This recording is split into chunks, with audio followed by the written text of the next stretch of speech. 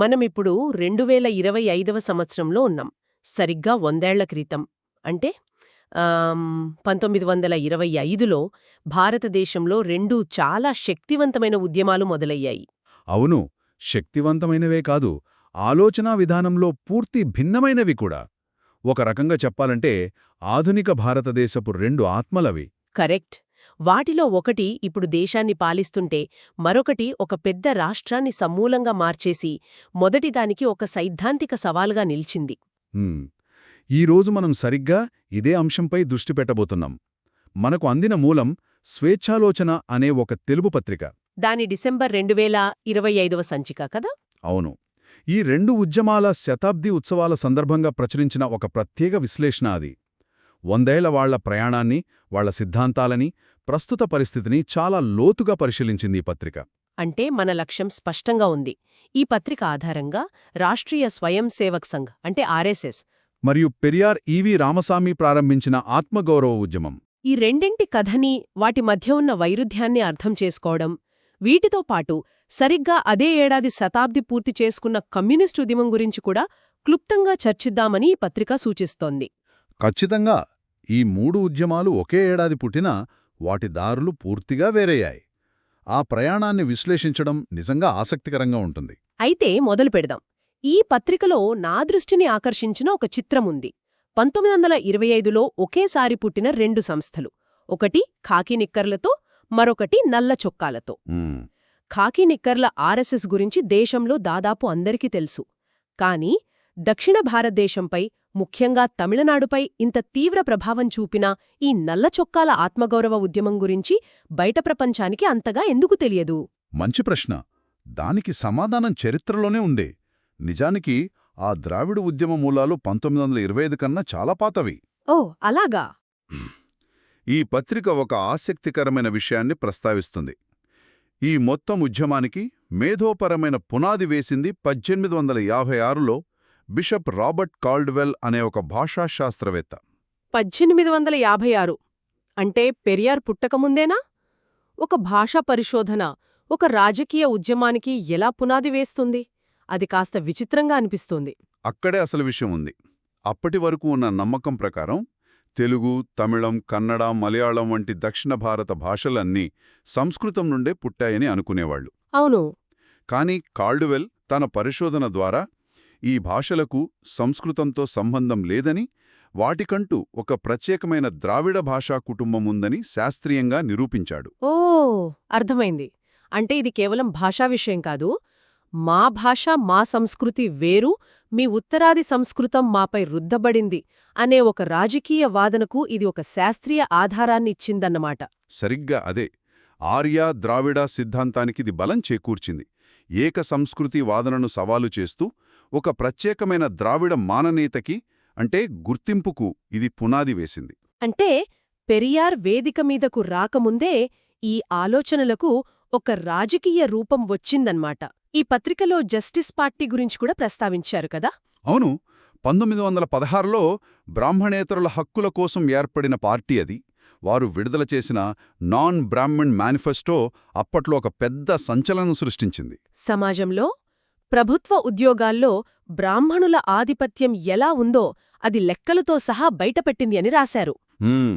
ఆ లెక్కలు నిజంగా దిమ్మ తిరిగేలా ఉంటాయి. ఆ లెక్కలు నిజంగా ఆశ్చర్యపరిచేలా ఉన్నాయి. పత్రికలో ఉన్న ఒక గణాంకం చూస్తే 1915లో మద్రాస్ ప్రెసిడెన్సీలో బ్రాహ్మణులు జనాభాలో కేవలం 3% మాత్రమే. 3%. కానీ విద్యాశాఖలోని మొత్తం 518 ఉద్యోగాలలో 399 వారి చేతుల్లోనే ఉన్నాయి. అంటే దాదాపు 77% ఉద్యోగాలు వాళ్లవే. అదే సమయంలో జనాభాలో 97% ఉన్న బ్రాహ్మణేతరులందరికీ కలిపి దక్కినవి కేవలం 8 ఉద్యోగాలు. 8. నమ్మశక్యంగా లేదు. ఈ అసమానత చూశాక జస్టిస్ పార్టీ ఆవిర్భావం ఎంత అవసరమో అర్థమవుతోంది. ఈ నేపథ్యంలోనే పెరియార్ ఈవి రామసామి రంగప్రవేశం చేశారు. పార్టీని వదిలి సొంత ఉద్యమం ఎందుకు ప్రారంభించాల్సొచ్చింది? ఈ పత్రిక ప్రకారం అది ఒకే సంఘటన కాదు, ఒక సైద్ధాంతిక ఘర్షణ. ఆయన కాంగ్రెస్లో ఉన్నప్పుడు ప్రభుత్వ విద్య, ఉద్యోగాల్లో కుల ప్రాతిపదికన రిజర్వేషన్లు ఉండాలని గట్టిగా వాదించారు. కానీ గాంధీలాంటి నాయకులు ఒప్పుకోలేదా? లేదు. అంతేకాక కాంగ్రెస్ నిధులతో నడుస్తున్న ఒక గురుకుల పాఠశాలలో బ్రాహ్మణ విద్యార్థులకు బ్రాహ్మణేతర విద్యార్థులకు వేరువేరుగా భోజనం పెట్టడం ఆయన కళ్లారా చూశారు. ఓ. ఆ సంఘటనతో కాంగ్రెస్లో ఉండి కుల నిర్మూలన సాధ్యం కాదని ఆయనకు పూర్తిగా అర్థమైపోయింది. దాంతో 1925లో బయటకు వచ్చి ఆత్మగౌరవ ఉద్యమాన్ని ప్రారంభించారు. సరే, కుల నిర్మూలన, సమానత్వం అనే మాటలు ఆ కాలంలో ఇతర సంస్కర్తలు కూడా అన్నారు. మరి పెరియార్ ఉద్యమంలోని లక్ష్యాలను ఈ పత్రిక ఎందుకు అంత విప్లవాత్మకమైనవి అని వర్ణిస్తోంది? వాటిలో ప్రత్యేకత ఏమిటి? ఇక్కడే ఆశ్చర్యపరిచే విషయమేమిటంటే ఆ లక్ష్యాల స్పష్టత, వాటి తీవ్రత. ఈ పత్రిక వాటిని 3 ప్రధాన అంశాలుగా విభజించింది. 1 కుల నిర్మూలన. అంటే కేవలం అంటరానితనాన్ని వ్యతిరేకించడం కాదు, కుల వ్యవస్థనే సమూలంగా నాశనం చేయడం. 2 మానవులందరి సంపూర్ణ సమానత్వం. ఇందులో ఆడ, మగ, ఏ కులం, ఏ మతం అనే తేడా లేదు. ఇక మూడవది అన్నింటికన్నా విప్లవాత్మకమైనది. పితృస్వామ్యం నుండి మహిళలకు పూర్తి విముక్తి. 100 ఏళ్ల క్రితం మహిళల హక్కుల గురించి, వారి లైంగిక స్వేచ్ఛ, ఆస్తి హక్కు, పునరుత్పత్తి హక్కుల గురించి ఇంత గట్టిగా మాట్లాడిన నాయకుడు మరొకరు లేరు. నిజమే. ఆ రోజుల్లో ఈ 3 అంశాలను తన ఎజెండాగా పెట్టుకున్న సంస్థ మరొకటి లేదంటే ఆశ్చర్యం లేదు. మరి ఈ సిద్ధాంతాలు సమాజంలో మార్పులు తీసుకొచ్చాయా? మార్పులు చాలా తీవ్రంగానే వచ్చాయి. ఈ పత్రిక కొన్ని మంచి ఉదాహరణలిచ్చింది. పురోహితులు మంత్రాలు లేకుండా కేవలం వధూవరులు ఒకరికొకరు దండలు మార్చుకొని ప్రతిజ్ఞ చేసుకునే ఆత్మగౌరవ వివాహాలు ప్రవేశపెట్టారు. ఇది మత వ్యవస్థపై నేరదాడి అన్నమాట. అవును. అలాగే కులసూచక ఇంటి పేర్లను వదిలేయడం. పెరియార్ స్వయంగా తన పేరు చివర ఉన్న నాయకర్ అనే కులసూచికను తొలగించుకున్నారు. ఇది చిన్న విషయంగా అనిపించినా కుల గుర్తింపును వదులుకోవడంలో ఇదొక పెద్ద ముందడుగు. అంతేకాదు, ఆయన చర్యలు ఇంకా తీవ్రంగా ఉండేవి. హేతువాదాన్ని ప్రచారం చేయడానికి, మూఢనమ్మకాలను సవాలు చేస్తూ వినాయక విగ్రహాలను బహిరంగంగా పగలగొట్టడం వంటివి చేశారు. హిందీ వ్యతిరేక ఉద్యమాలు కూడా నడిపారు కదా? అవును, పెద్ద ఎత్తున. ఈ ఉద్యమం ఒక సామాజిక సంస్కరణగానే ఆగిపోలేదు. అతి త్వరలోనే ఒక పెద్ద రాజకీయ శక్తిగా మారింది. ఆ పరిణామ క్రమం కూడా ఈ పత్రిక వివరించింది. జస్టిస్ పార్టీ, ఆత్మగౌరవ ఉద్యమం కలిసి ద్రావిడ కజగంగా అంటే డీకేగా మారాయి. ఆ తర్వాత దాని నుండే పెరియార్ శిష్యుడైన అన్నాదురై నాయకత్వంలో ద్రావిడ మున్నేత్ర కజగం డిఎంకే ఆవిర్భవించింది. 1967లో డిఎంకే అధికారంలోకి రావడం ఒక చారిత్రాత్మక ఘట్టం. ఆ తర్వాత వచ్చిన మార్పులు తమిళనాడు రూపురేఖలనే మార్చేశాయి. ఖచ్చితంగా. అన్నాదురై ముఖ్యమంత్రి అయ్యాక ఆత్మగౌరవ వివాహాలకు చట్టబద్ధత కల్పించారు. మద్రాస్ రాష్ట్రం పేరును తమిళనాడుగా మార్చారు. ప్రభుత్వ కార్యాలయాల్లో దేవుళ్ల చిత్రాలను తొలగించారు. కాని వీటన్నిటికన్నా ముఖ్యమైన ఒక విజయముంది. ఏమిటది? రిజర్వేషన్లను కాపాడ్డం కోసం భారత రాజ్యాంగానికి జరిగిన మొట్టమొదటి సవరణకు కారణం ఈ ఉద్యమమే. ఒక్క నిమిషం. ఇది చాలా పెద్ద విషయం. అంటే మన రాజ్యాంగానికి జరిగిన మొట్టమొదటి సవరణకు మూలం తమిళనాడులోని ఈ ఉద్యమమా? అవును. స్వాతంత్ర్యం వచ్చాక మద్రాస్ ప్రభుత్వం కొనసాగించిన కులాల వారి రిజర్వేషన్లను కోర్టులు కొట్టివేశాయి. దీంతో తమిళనాడులో పెద్ద ఎత్తున ఆందోళనలు జరిగాయి. సాధారణంగా రాజ్యాంగ సవరణల గురించి మాట్లాడినప్పుడు ఈ విషయం ఎక్కడా వినపడదు. అందుకే ఇది అంతగా ప్రచారంలో లేని చారిత్రక వాస్తవం. పెరియార్ నాయకత్వంలో జరిగిన ఆ పోరాటం వల్లే నెహ్రూ ప్రభుత్వం పార్లమెంట్లో రాజ్యాంగానికి మొదటి సవరణ చేసి ఆర్టికల్ 15(4)ను చేర్చింది. దాని ద్వారానే వెనకబడిన వర్గాలకు రిజర్వేషన్లు కల్పించడానికి ప్రభుత్వాలకు అధికారం లభించింది. సరిగ్గా. ఈరోజు దేశవ్యాప్తంగా అమలవుతున్న రిజర్వేషన్ల వ్యవస్థకు రాజ్యాంగబద్ధమైన రక్షణ కల్పించింది ఆ మొదటి సవరణ. దాని వెనుక ఉన్న శక్తి ద్రావిడ ఉద్యమం. అద్భుతం. ఒకవైపు తమిళనాడులో ఇంత పెద్ద సామాజిక విప్లవం నడుస్తుంటే, సరిగ్గా అదే సమయంలో వేల కిలోమీటర్ల దూరంలో ఉన్న నాగ్పూర్లో దీనికి పూర్తి వ్యతిరేకమైన సిద్ధాంతం ఎలా రూపుదిద్దుకుంది? అవును. ఇప్పుడు మనం కథలోని 2వ భాగానికి వస్తున్నాం. సరిగ్గా అదే 1925 సంవత్సరంలో నాగ్పూర్లో కేశవ్ బలిరామ్ హెడ్గేవార్ చేత రాష్ట్రీయ స్వయం సేవక్ సంఘ్ ఆర్ఎస్ఎస్ స్థాపించబడింది. దాని దృక్పథం ఆత్మగౌరవ ఉద్యమానికి పూర్తి భిన్నంగా ఉందని ఈ పత్రిక విశ్లేషిస్తోంది. ఆర్ఎస్ఎస్ సిద్ధాంతం గురించి మాట్లాడాలంటే మనం హిందుత్వ గురించి మాట్లాడాలి. ఈ భావనను సావర్కర్ ప్రతిపాదించినా దానికొక సంస్థాగత రూపాన్నిచ్చింది ఆర్ఎస్ఎస్. ఈ పత్రిక గోల్వాల్కర్ గురించి ప్రత్యేకంగా ప్రస్తావించింది. ఎవరీనా? ఎంఎస్ గోల్వాల్కర్ హెడ్గేవార్ తర్వాత ఆర్ఎస్ఎస్కి రెండవ సర్సంఘచాలకయ్యారు. దాదాపు 33 ఏళ్లపాటు ఆ పదవిలో ఉన్నారు. ఆయన నాయకత్వంలోనే ఆర్ఎస్ఎస్ సిద్ధాంతం ఒక పటిష్టమైన చట్రంలోకి వచ్చింది. ఆయన రాసిన బంచ్ ఆఫ్ థాట్స్ అనే గ్రంథం వారి భావజాలానికి ప్రామాణికమంటారు. అవును, ఈ పత్రిక ఆ పుస్తకంలోని కొన్ని కీలక అంశాలను ఎత్తిచూపింది. మొదటిది అఖండ భారత్ భావన, అంటే కేవలం నేటి భారతదేశం కాదు, ఆఫ్ఘనిస్తాన్, బర్మా, శ్రీలంక వంటి దేశాలతో కూడిన ఒక సాంస్కృతిక సామ్రాజ్యం. కరెక్ట్. రెండవది దేశానికి 3 అంతర్గత శత్రువులు ఉన్నారని ఆయన స్పష్టంగా పేర్కొనడం. అంతర్గత శత్రువులా? ఎవరు వాళ్ళు? గోల్వాల్కర్ ప్రకారం ఆ 3 ముస్లింలు, క్రైస్తవులు మరియు కమ్యూనిస్టులు. ఇక మూడవ అత్యంత వివాదాస్పదమైన అంశం ఆయన చాతుర్వర్ణ వ్యవస్థను సమర్థించడం. ఓ, అంటే పెరియార్ ఏ కుల వ్యవస్థనైతే నాశనం చేయాలనుకున్నారో అదే వ్యవస్థను గోల్వాల్కర్ దైవనిర్మితమని, దాన్ని కాపాడాలని వాదించారన్నమాట. పూర్తి వ్యతిరేక ధృవాలు. భారత రాజ్యాంగంపై కూడా ఆయన అభిప్రాయం అదే. దానిని తీవ్రంగా వ్యతిరేకించారు. పాశ్చాత్య దేశాల నుండి కాపీ కొట్టిన పత్రంగా చూశారు. అవును, మనుస్మృతి ఆధారంగా మన చట్టాలు ఉండాలనే ఆయన అభిప్రాయం. మరి ఇంతటి తీవ్రమైన సిద్ధాంతాన్ని ప్రజల్లోకి ఎలా తీసుకెళ్లగలిగారు? వారి సంస్థాగత నిర్మాణం చాలా ప్రత్యేకమైనది అంటారు. నిజమే. ఆర్ఎస్ఎస్ విజయం వెనుక ఉన్న రహస్యం వారి నిర్మాణమే. ఇది ఒక టాప్ డౌన్ క్రమశిక్షణ కలిగిన వ్యవస్థ. అధికారమంతా సర్సంఘచాలక్ చేతిలో ఉంటుంది. ప్రజాస్వామ్య పద్ధతిలో ఎన్నికలు ఉండవు. దీనికి పునాది శాఖలు కదా? అవును, రోజూ ఉదయం లేదా సాయంత్రం 1 గంటపాటు జరిగే సమావేశాలే శాఖలు. ఇక్కడ శారీరక వ్యాయామంతో పాటు బౌద్ధిక్ అనే సైద్ధాంతిక శిక్షణ ఇస్తారు. ఈ రోజువారీ క్రమశిక్షణ ద్వారానే 100 ఏళ్లుగా లక్షలాది మంది కార్యకర్తలను తయారు చేసుకోగలిగారు. ఇది కేవలం ఆర్ఎస్ఎస్కే పరిమితం కాలేదు. సంఘ్ పరివార్ అనే మాట అందుకే వినపడుతుంది. సమాజంలోని ప్రతి రంగానికి ఒక అనుబంధ సంస్థను ఏర్పాటు చేశారు. రాజకీయాల కోసం బీజేపీ, మత సాంస్కృతిక కార్యక్రమాల కోసం విహెచ్పి, విద్యార్థుల కోసం ఏబీవీపీ, కార్మికుల కోసం బీఎంఎస్, ఇలా ప్రతి రంగాన్ని ప్రభావితం చేయడానికి ఒక సంస్థను నిర్మించుకున్నారు.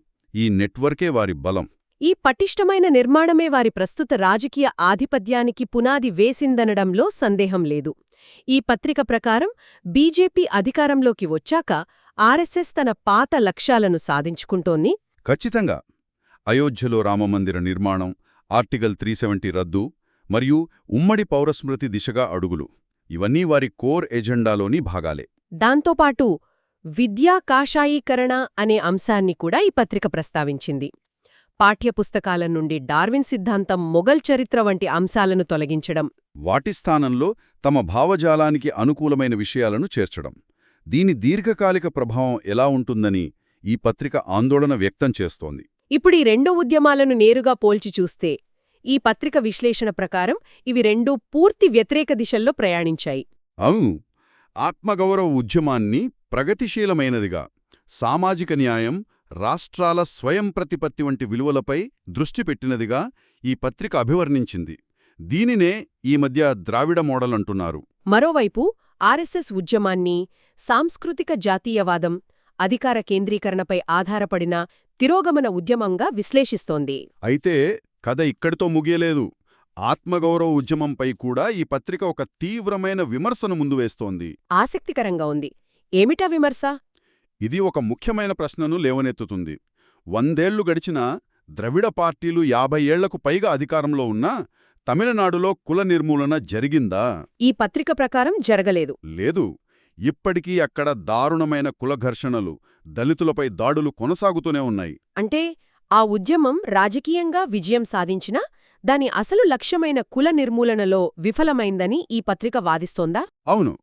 ఆధిపత్య వెనుకబడిన కులాలకి, దళితులకి మధ్య ఉన్న అంతరాన్ని ఈ ఉద్యమం పూర్తిగా పూడ్చలేకపోయిందని విశ్లేషిస్తోంది. అంటే ఈ రాజకీయ విజయం కొన్ని మధ్యంతర కులాలకు మేలు చేసిందే తప్ప అట్టడుగున ఉన్న దళితులకు పూర్తి న్యాయం చెయ్యలేకపోయింది. దీని ఫలితంగానే వీసీకే వంటి దళిత పార్టీలు ఆవిర్భవించాయని కూడా ఈ పత్రిక పేర్కొంది. ఇది ఆ ఉద్యమం యొక్క పరిమితిని సూచిస్తోంది. సరిగ్గా. అదే సమయంలో ఆర్ఎస్ఎస్ ఎదుగుదల వల్ల భారతదేశ లౌకిక, ప్రజాస్వామ్య నిర్మాణానికి ఎదురయ్యే సవాళ్లను కూడా ఈ పత్రిక ప్రస్తావిస్తోంది.